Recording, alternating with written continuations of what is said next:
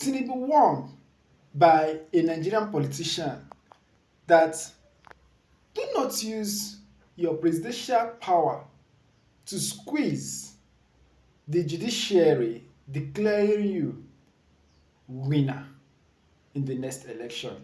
Nigerian youths will react.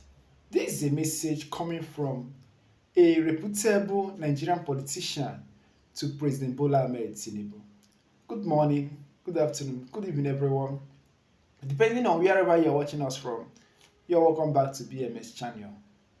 Yes, I guess and I hope your Christmas is going very well. Let me begin this video by saying Happy Christmas and a prosperous New Year. I wish to see you in 2025. Let's dive into the news, guys. President Bola Ahmed Tinubu has been warned by a reputable Nigerian politician that he should not use his presidential power to control the judiciary in declaring him the winner of the 2027 election. But before I drop that video, I want us to watch this video. I want everyone, in fact, if it is possible, try to share this video. This video is coming from News Central. Listen to what they are saying about the government that came into office. What they are saying about the government of President Bola Ahmed Tinubu. Watch the video, guys. But remember, if this is your first time of watching our channel, please feel free to subscribe to our channel, like our videos, share our videos, and please don't fail to turn on the notification bell in order to be getting our updates. Watch the video, guys. The problem here is that a government came into office and its policies have been so chaotic that those people who have worked hard to attain that level of comfort have now seen it all almost wiped away. And so if a person who was that comfortable with Rolls-Royce vehicles has now been cut down to managing his Honda Accord, imagine what has happened to the university lecturer. Imagine what that lecturer has had to do. This change in economic realities is, by the way, not as a result of Mr. Rolls-Royce's bad business decisions. He didn't do anything wrong or anything like that. But because an administration came into office and completely changed the trajectory of businesses and the value of the currency across Nigeria. Again, this morning, as you think of Mr. Rolls-Royce, think as well of the civil servant who's working in his very small state government office. Think of the Nigerian who was doing his best to feed his 5 children and put them through school, managing his own small Toyota. What do you think has happened to him? If Mr. Rolls-Royce has dropped from, using those exotic cars to using a Honda Accord, what do you think has happened to those who had a Honda Accord? What do you think has happened to those who had small Toyota Corollas? What do you think is their fate?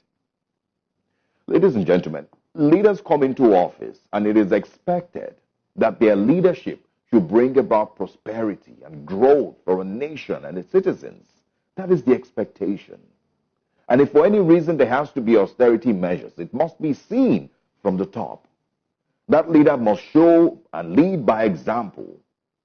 But in our case, the Nigerian government seems to be doing, completely the opposite.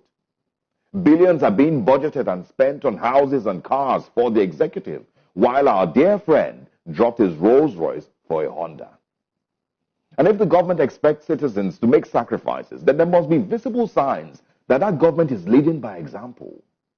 Government must also drop its own Rolls-Royce and use a Honda. Mr. President and the executive, the National Assembly members, must also drop their own Rolls-Royce. It must be seen that they have also decided to leave their Rolls-Royce and move to a Honda. Also, Mr. President failed to actually even inspire hope that someday this friend will be prosperous again, enough to go back to using one of his Rolls-Royce. Because from what it seems, this Honda status might just be permanent or even get worse. He may start, to leave his Honda now and start entering downfall. And so to Mr. President, is the Honda adjustment permanent? And how can you convince Nigerians that this Honda, situation is not going to be the norm? Again, as you think about Mr. Rolls-Royce, think about the retiree who has seen the cost of his medication go from 3,000 naira a month to about 25,000 naira a month.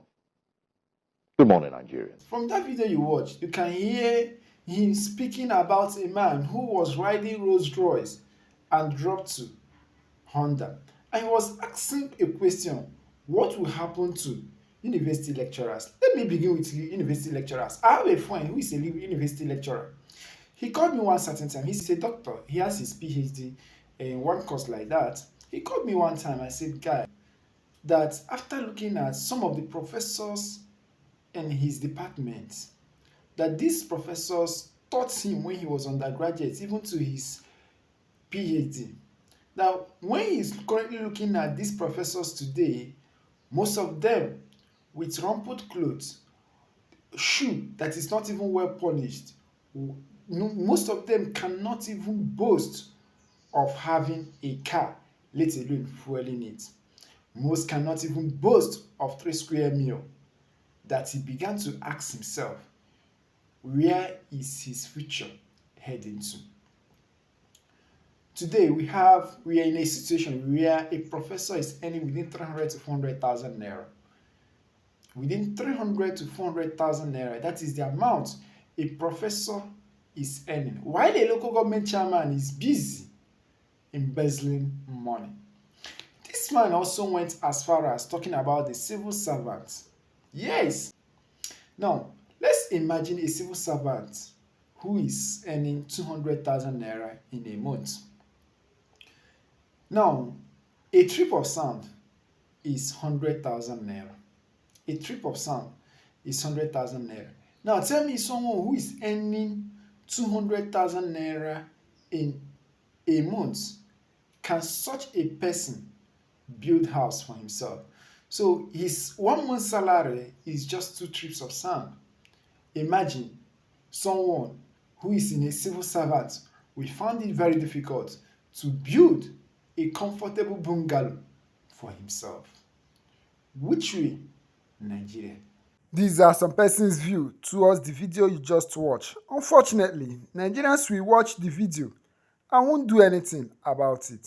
And this good comment is also coming from another good Nigerian. I have no pity for criminals who possess as university lecturers. After helping the plutocratic politicians to rig elections, karma must give them a handshake. But the truth here is that it's not all of them that did this. In fact, most of them that even helped to rig this election, most of those lecturers are even living very well. They are living big. That's just the truth of the matter.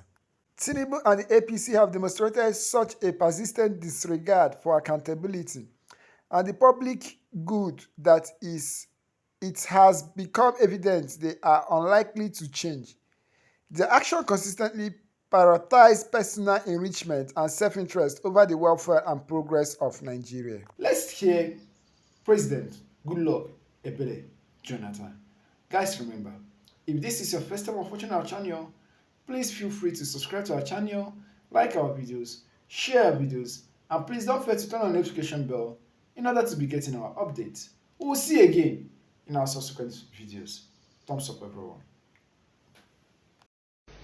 That while we are doing the job we are meant to do, let us not, because the judiciary is very conservative, try to blackmail them or squeeze them. Sometimes when we have political powers, we get blinded. When we bear the big name, president, governor, all the speakers and so on, we become so blinded, especially even in the security services. When you're holding certain positions, become so blinded. But society is changing. And we must learn, we must admonish ourselves. And civil society is becoming very, very active. And certain things that probably we do and get away with it, we may not get away with it tomorrow. If we take laws into our hands and try to squeeze society, young people will react. It happens when I was a president in a sister country, Burkina Faso, whereby their law, if the president is not there because they have no vice president, is the speaker of the parliament that will take over the country and manage the country. The president wanted to amend the constitution so you go for a third tenure. And from the thinking of society, the parliament was compromised, so the speaker was to do it. The young people in Burkina Faso, the civil society, they mobilized and moved in to the parliament to kill the speaker. The security people couldn't defend it. The speaker has to run away. They burned down the parliament, the national parliament of that country. The mob moved into the state house to attack the president. The president defense squad that was even stronger than national army couldn't stop the mass movement. Otherwise, you kill everybody. The president has to run to Cote d'Ivoire. The country was in a quagmire. Their constitution said the president is not there, the speaker. Now the president ran away, the speaker ran away. Nobody should take over power. The military have to step in. So we, the politicians, and those of us who are holding sensitive security positions should know that society is changing so much and that we should do everything based on the rule of law.